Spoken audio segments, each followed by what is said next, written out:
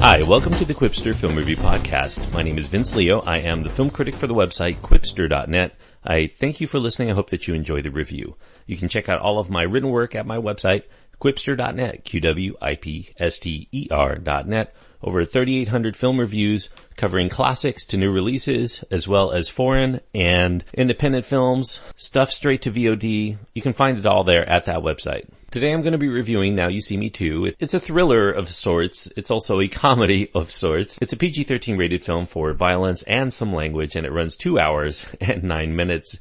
The cast brings back Jesse Eisenberg, Mark Ruffalo, Woody Harrelson, Morgan Freeman, Dave Franco, and Michael Caine. It introduces to the mix Lizzy Caplan and Daniel Radcliffe. The director is John M. Chu, and the screenplay is by Ed Solomon, who's returning from the first film.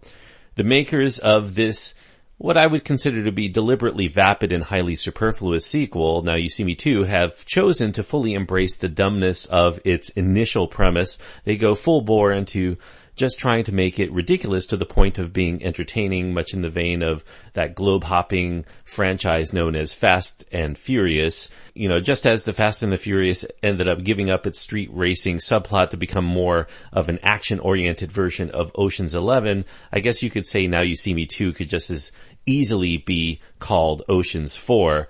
Whereas the first Now You See Me suffered from too many moments of implausibility within the course of a film that's supposed to be somewhat grounded, the makers of Now You See Me Too have decided to have no qualms in letting us know that they're going to play the entire film as a non-serious lark. This is a pure piece of fluffy, sparkly entertainment with engaging and charismatic actors to try to divert your mind, and they employ magic tricks so outlandish that they can only be done in the world of movies. You know, this movie completely goes all out and has no shame about it.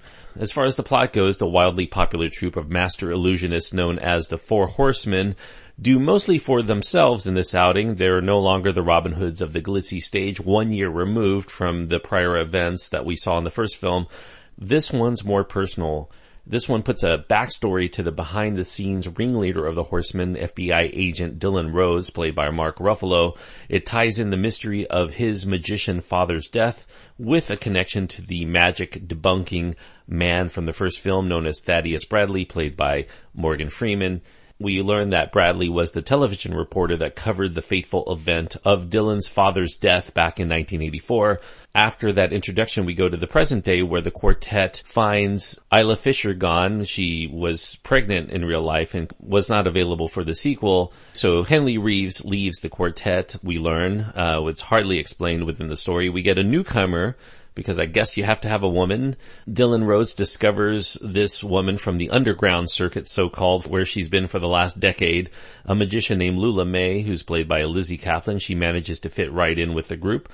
Circumstances eventually lead them to being coerced by a powerful tech billionaire, pulling plenty of strings in the years since he's been faking his death. He's been living in Macau, a man named Walter Mabry, played by Daniel Radcliffe. Mabry wants the Horsemen to con their way into a high-tech security facility to steal a very valuable computer chip that he's going to use in order to make even more money, I suppose. Also out to trip up the Horsemen is Merritt McKinney's estranged twin brother. They're both played by Woody Harrelson. The twin brother has Harrelson in a wig and fake teeth.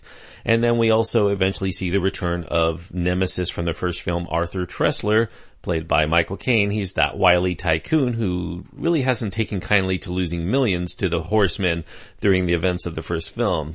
So this follow-up is a bit like the magic acts that are contained within. They're trying to dazzle us, they're trying to distract us in the audience for fear that we'll catch on, that there's really nothing much to find in the proverbial box that happens to be on the screen or on the stage, however you want to phrase it.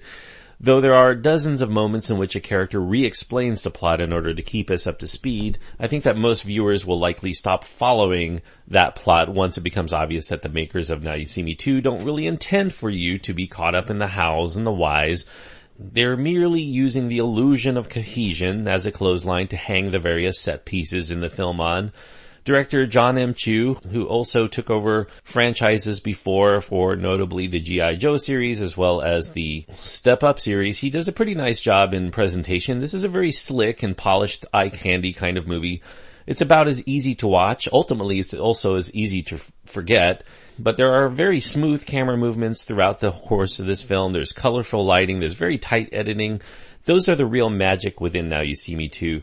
All of those aspects are top-notch professional, and that they're completely in tune with the kind of premium showcase that the film itself is representing for the viewing public that are just looking for a good time. And as you'd expect, there are also many magic tricks that are shown within the course of the movie, but here they're so preposterous you probably won't be sitting in your seat wondering how they did them, because you'll figure it's just movie magic. However, you may wonder as you leave the theater why they bothered doing them. For instance, one of the flashier set pieces involves all four horsemen using sleight of hand techniques to keep a bunch of armed guards from frisking them and finding a certain valuable object. They pass it between their hands, behind their backs, into and out of their clothing, under their shoes. All of this is done within a high-tech security area that astonishingly doesn't have a single security camera that would have easily spotted all of this deception. So this is a movie that tries to distract you from logic. The plot bends over backwards just to include magic tricks into each scene, and this is a plot that contorts itself into elaborate knots to massage story angles until every set of skills among all four horsemen gets put into play for these set pieces. Merritt, the Woody Harrelson character, will say a few words and he puts people into hypnotic sleep. Jack, who's played by Dave Franco, finds a way to throw or play with playing cards. Lula, the Lizzy Caplan character, uses the elements of surprise and shock and maybe a little gore too to steer attention away from what she's doing. And Atlas, played by Jesse Eisenberg, he's a street performer in the first film. I guess he just enjoys putting on a very flashy spectacle, even when there's no obvious audience except for us, I guess. Now You See Me Too is like the Las Vegas lounge act of franchises. It's flashy, it's gaudy, it's garish, it's full of lots and lots of kitsch. However, while it might initially seem like a breath of fresh air, eventually, the film's many excesses begin to weigh down that fun, especially as the stockpile of implausible moments are stacked one on top of the other on top of the other, and they grow so high we can no longer see them as a complete picture any longer. There is a condescension toward the audience intelligence that seems to be baked into this series thus far. It's a very dumb movie, and it just knows that there's an audience out there for completely dumb entertainment. It is occasionally amusing. Sporadically, it's diverting, but it's also this very empty calories experience. It engages for the moment and then will likely result in a headspace hangover once the overly lengthy 2 hours and 9 minutes runtime finally decides to come to a belated end. By the climax of this movie, which takes place along the south bank of the River Thames in London on New Year's Eve, whatever stray strand of hair that kept Now You See Me Too still brushing up ever so slightly against the realm of possibility, of plausibility, that gets quickly snipped off. All stops are pulled to try to razzle-dazzle us with glittery spectacle and a lot of pizzazz. None of it makes any sense. You'll probably realize in these moments that you have no idea any longer what anyone is actually doing in any of their respective scenes, or really what the horsemen or any of their nemesis are trying to achieve at all. If you're watching a simple-minded populist movie for 2 whole hours and you still have no idea what's going on, I'd say that's a pretty good indication of a pretty bad film. You know, for a film that has characters who are so skilled with every aspect of playing cards, the fact that the film itself all collapses like a house made out of them is the ultimate of the movie's many ironies. I'm giving Now You See Me Too 2 stars out of 4. 2 stars on my scale means that I do think that it's lacking something vital that would make it at least a passable entertainment for most viewers.